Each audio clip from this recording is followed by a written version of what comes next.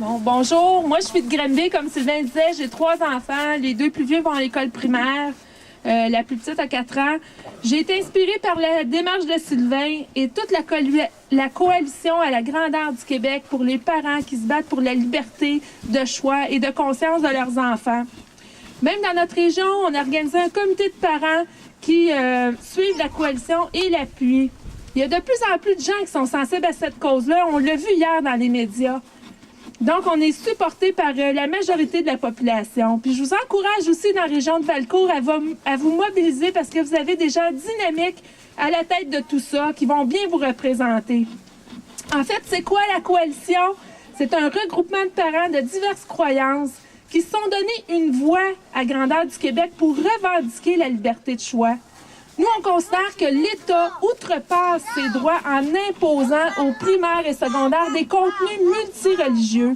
Ce qu'on veut, c'est vous alerter, vous, les parents, la population. On se fait passer un sapin.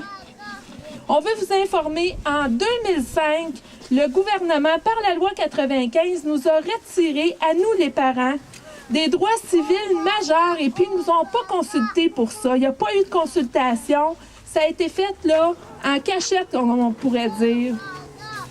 Ils ont modifié l'article 41 de la Charte des droits et libertés pour nous retirer des droits à l'égard de l'enseignement religieux qui est donné à nos enfants à l'école. Étiez-vous au courant? Non.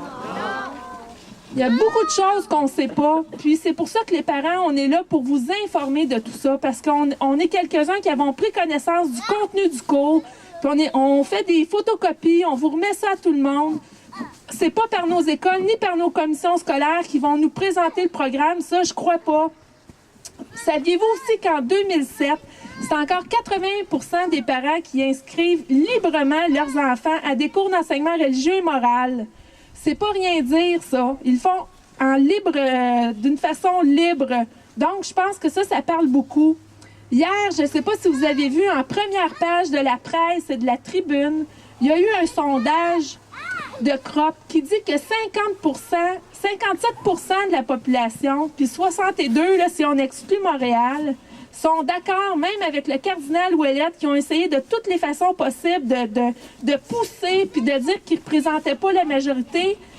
57% au Québec sont d'accord pour que les parents aient le choix entre l'enseignement religieux à l'école et puis le cours d'éthique et culture religieuse. Donc, ça parle beaucoup. C'est des gros appuis qu'on a. Ouais! Bravo! Là, je pense que le gouvernement, il va falloir qu'il commence à nous écouter, là, les parents et la population. Il y a eu un sondage aussi hier à TVA. Et puis, je vous invite à aller voter sur leur site Internet. La question, c'était, est-ce que vous croyez que le gouvernement devrait revenir sur sa décision et puis permettre aux parents d'inscrire leurs enfants à des cours d'enseignement religieux à l'école? Oui! En pensez-vous? Oui! C'est 72% là, ce matin qui avaient répondu oui. Le gouvernement devrait revenir sur sa décision. C'est pas rien, ça. Libre choix aux parents! Libre choix aux parents! Libre choix aux parents! Libre choix aux parents! Libre choix aux parents! Libre choix aux parents! Je pense que le gouvernement aussi, il va falloir qu'il se souvienne que c'est nous, les parents, qui sommes les premiers éducateurs de nos enfants. On lui a pas demandé de s'immiscer entre nous, les parents, puis nos enfants. C'est nous qui sommes responsables. Oui. Ce qu'on revendique, nous, c'est le libre choix en matière de religion. Oui. On veut décrier haut et fort la perte d'options qu'on a. On veut pas se faire imposer là, des cours d'éthique avec des volets multireligieux comme ça. Comme on a vu tantôt, ce cours-là va aborder le christianisme, le judaïsme, l'islam, le bouddhisme, l'hindouisme, les spiritualités autochtones, ainsi que d'autres religions qu'on ne connaît pas, et des mouvements aussi, là, athéisme. Les enfants du primaire, ils vont recevoir des enseignements sur Bouddha, Mohamed, Jésus, Krishna, les esprits protecteurs, Brahman, Allah, Yahvé, Mohamed, Guru Nanak, Shiva, Vishnu, pour ne seulement nommer que ceux-là. Êtes-vous d'accord? Je vais vous donner quelques exemples que j'ai tirés du contenu du programme du ministère. Les enfants au primaire, donc dès l'âge de 6 ans, quand ils vont apprendre ces cours-là, il va y avoir des paroles puis des écrits sacrés de différents guides spirituels. Ils vont apprendre les façons de prier, de méditer, de faire de la contemplation, des postures de yoga. Ils vont parler des objets rituels liés à la méditation, le tali, le téfilin, même des chants incantatoires est au programme. Ça va être mis sur le même pied là, que les objets là, de la liturgie catholique. Ils vont apprendre des doctrines, la doctrine du karma, du Pirkei Avot, la Sunna.